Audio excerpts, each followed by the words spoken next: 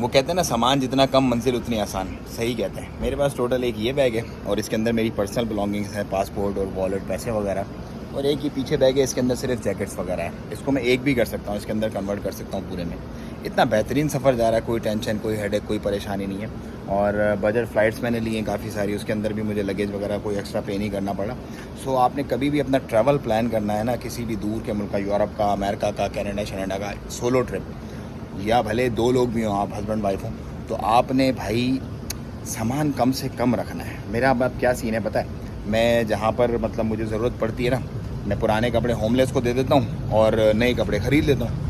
क्योंकि अगर मैं साथ भी कैरी करूँ ना तमाम कपड़े, तो मुझे उससे ज़्यादा कॉस्ट पड़ जाएगी कि जितनी मुझे लगेज की देनी पड़ेगी फ़्लाइट्स को। तो आप लोगों को ये ट्रैवलिंग जो है ना, ये एक बड़ा फ़न है, बहुत बड़ा फ़न है ये, किसी किसी को आता है।